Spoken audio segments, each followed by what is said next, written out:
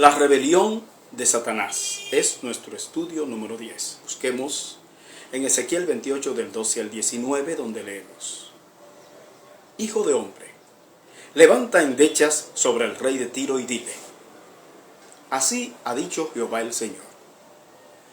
Tú eras el sello de la perfección, lleno de sabiduría y acabado de hermosura. En Edén, en el huerto de Dios estuviste. De toda piedra preciosa era tu vestidura, de cornerina, topacio, jaspe, crisólito, berilo y ónice, de zafiro, carbunclo, esmeralda y oro. Los primores de tus tamboriles y flautas estuvieron preparados para ti en el día de tu creación. Tú, querubín grande, protector, yo te puse en el santo monte de Dios. Allí estuviste. En medio de las piedras de fuego te paseabas. Perfecto eras en todos tus caminos, desde el día que fuiste creado hasta que se halló en ti maldad. A causa de la multitud de tus contrataciones, fuiste lleno de iniquidad y pecaste. Por lo que yo te eché del monte de Dios y te arrojé de entre las piedras del fuego, oh querubín protector. Se enalteció tu corazón a causa de tu hermosura. Corrompiste tu sabiduría a causa de tu esplendor. Yo te arrojaré por tierra. Delante de los reyes te pondré para que miren en ti. Con la multitud de tus maldades y con la iniquidad de tus contrataciones, profanaste tu santuario. Yo pues saqué fuego de en medio de ti, el cual te consumió, y te puse en ceniza sobre la tierra a los ojos de todos los que te miran. Todos los que te conocieron de entre los pueblos se maravillarán sobre ti. Espanto serás, y para siempre dejarás de ser.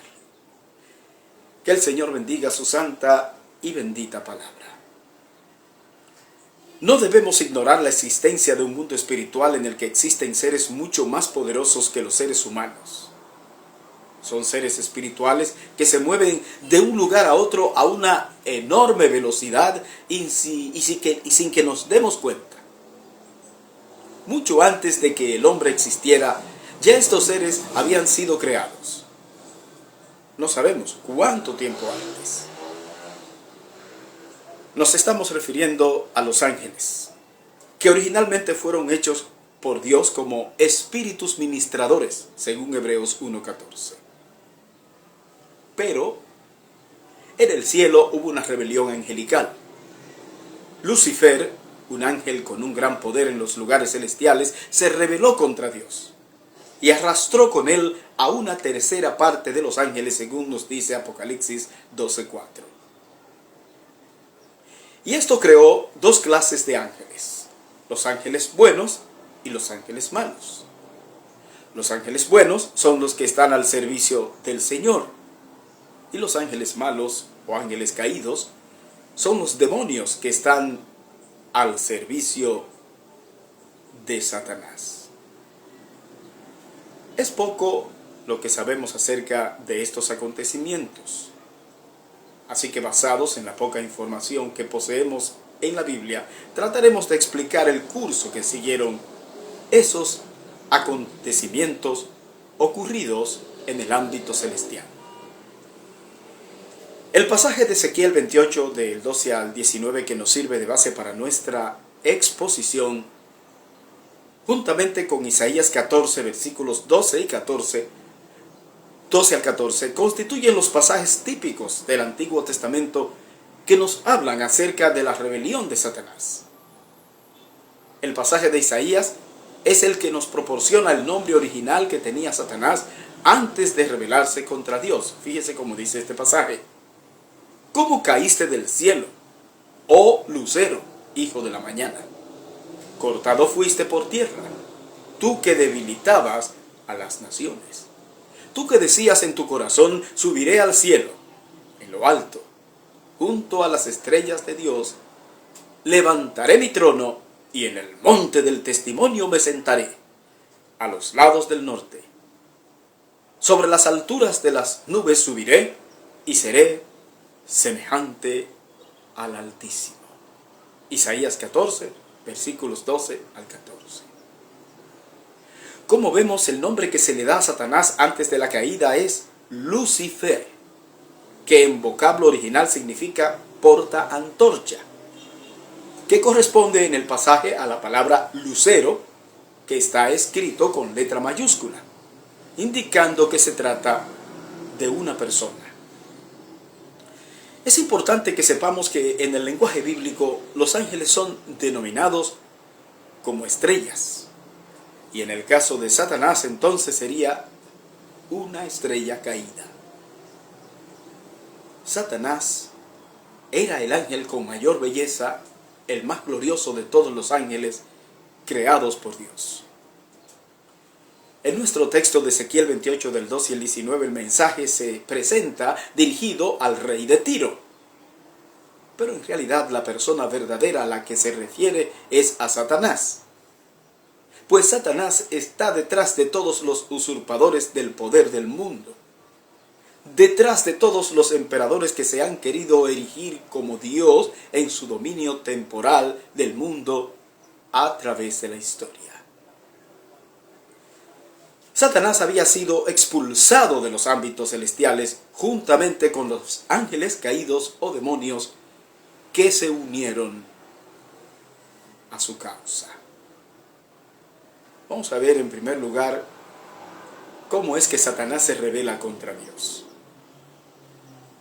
Satanás originalmente fue creado por Dios como un ángel lleno de santidad y sabiduría, y como el más elevado en cuanto a poder y rango se refiere.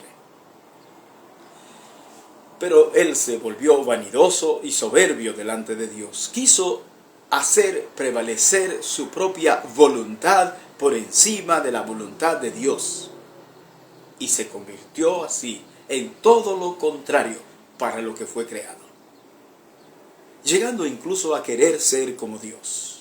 Dice la Escritura: perfecto eras en todos tus caminos, desde el día que fuiste creado hasta que se halló en ti maldad. A causa de la multitud de tus contrataciones fuiste lleno de iniquidad y pecaste, por lo que yo te eché del monte de Dios y te arrojé de entre las piedras del fuego, oh querubín protector. Se enalteció tu corazón a causa de tu hermosura, corrompiste tu sabiduría a causa de tu esplendor. Yo te arrojaré por tierra, delante de los reyes te pondré para que miren en ti. Ezequiel 28, 15 al 17. Señores, este es el origen de la maldad y del pecado. ¿Sabían que Satanás no es una figura grotesca con cuernos y con cola como el imaginario popular cree?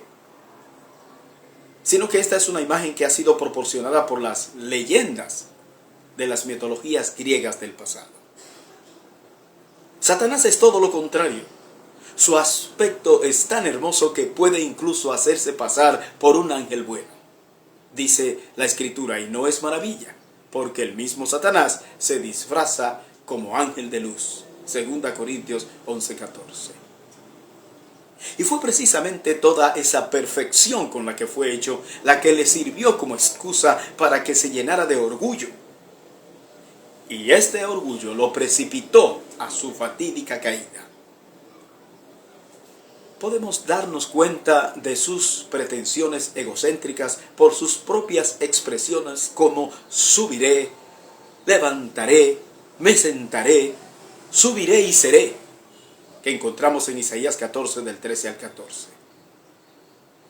De esta manera Satanás se convirtió en el archienemigo de Dios. La Biblia lo define como el príncipe de este mundo, Juan 12:31, y como el Dios de este siglo, 2 Corintios 4:4. También lo define como el acusador en Apocalipsis 12:10, como el tentador en Mateo 4:3, el engañador en Génesis 3, que engañó a Eva. Su nombre, Satanás, significa adversario o el que se opone. Y su nombre, el diablo, significa calumniador. No debemos olvidar nunca que existe un diablo que trata por todos los medios de dañar a los hijos de Dios. Satanás continúa queriendo entorpecer los planes de Dios. Se atrevió a tentar a Jesús. Mateo 4, del 1 al 11. Judas fue lleno del espíritu de Satanás cuando tomó la decisión de traicionar a Jesús, su maestro y su Señor. Lucas 22, 3. Y Pedro fue zarandeado por el diablo con la intención de destruirlo en su relación con el Señor Jesucristo. Lucas 22, 31 al 34. La Biblia nos dice que el diablo no duerme en su interés de hacer caer a los hijos de Dios. Así lo dice la Escritura: sed sobrios y velad, porque vuestro adversario el diablo, como león rugiente, anda alrededor, buscando a quien devorar. 1 Pedro 5, 8. Entonces veamos en segundo lugar que Satanás es expulsado del cielo. Como castigo por su atrevimiento, Satanás fue arrojado del cielo juntamente con todos los ángeles que le habían seguido el juego. Y su caída es en picada, hasta que sea arrojado al lago mismo del infierno para siempre, puesto que su derrota está sellada. Dice la Escritura: y el diablo que los engañaba fue lanzado en el lago de fuego y azufre, donde estaban la bestia y el falso profeta. Y serán atormentados día y noche por los siglos de los siglos. Apocalipsis capítulo 20, versículo 10. Aunque Satanás había sido arrojado fuera del cielo, no obstante, parece que en ciertas ocasiones tenía acceso a la presencia de Dios. Como en el caso que encontramos en el libro de Job, donde dice: un día vinieron a presentarse delante de Jehová los hijos de Dios, entre los cuales vino también Satanás. Y dijo Jehová a Satanás: ¿de dónde vienes? Respondiendo Satanás a Jehová dijo: de rodear la tierra y de andar por ella. Job capítulo 1, versículos 6 y 7. Pero gracias a Dios que el sacrificio de Cristo en la cruz terminó con esta prerrogativa del enemigo, de modo que ya no puede presentarse más delante de Dios como acusador de los hijos de Dios. Fíjese cómo lo dice la Escritura: después hubo una gran batalla en el cielo. Miguel y sus ángeles luchaban contra el dragón, y luchaban el dragón y sus ángeles. Pero no prevalecieron, ni se halló ya lugar para ellos en el cielo. Fue lanzado fuera el gran dragón, la serpiente antigua que se llama Diablo y Satanás, el cual engaña al mundo entero. Fue arrojado a la tierra y sus ángeles fueron arrojados con él. Entonces oí una gran voz en el cielo que decía: ahora ha venido la salvación, el poder y el reino de nuestro Dios y la autoridad de su Cristo, porque ha sido lanzado fuera el acusador de nuestros hermanos, el que los acusaba delante de nuestro Dios día y noche. Y ellos le han vencido por medio de la sangre del Cordero y de la palabra del testimonio de ellos. Y menospreciaron sus vidas hasta la muerte. Apocalipsis capítulo 12, versículos 7 al 11. Así que con la muerte de Cristo en la cruz se consolidó la derrota definitiva del diablo. Esta fue la razón por qué Cristo exclamó en la cruz que la deuda estaba saldada. Dice: cuando Jesús hubo tomado el vinagre, dijo: consumado es. Y habiendo inclinado la cabeza, entregó el Espíritu. Juan 19:30. Fíjese que el término griego utilizado aquí para la expresión consumado es tetelestai, que significa que el trabajo que le había encomendado el Padre Celestial estaba hecho, que la deuda del pecado estaba saldada, y que con esto declaraba que en vista de su obra perfecta en la cruz, Él era el único y legítimo amo y Señor. El usurpador entonces no tiene nada que buscar. Ya ha sido vencido. Finalmente, él será arrojado, Satanás será arrojado a la tierra. Satanás en su desvarío diabólico pretende arrastrar al hombre a su locura y seduce a Eva para que se convierta en su cómplice en su ambición de ser como Dios. Dice, sino que sabe Dios que el día que comáis de él serán abiertos vuestros ojos y seréis como Dios sabiendo el bien y el mal. Génesis 3:5. Satanás quiere hacer todo lo contrario de lo que le está permitido a los ángeles. Él quiere ser adorado a tal grado que hasta se atrevió a proponérselo al Señor Jesucristo. La Escritura nos dice, y le dijo, todo esto te daré si postrado me adorares. Mateo 4:9. Pero Dios le trancó el juego al enemigo, pues primeramente no permitió que su pretensión con Eva tuviera éxito. Dice la Escritura, y pondré enemistad entre ti y la mujer, y entre tu simiente y la simiente suya. Esta te herirá en la cabeza, y tú le herirás en el calcañar. Génesis 3:15. Y en segundo lugar, Jesucristo, la simiente de la mujer, salió vencedor en el desierto de la tentación, ridiculizando a Satanás para siempre.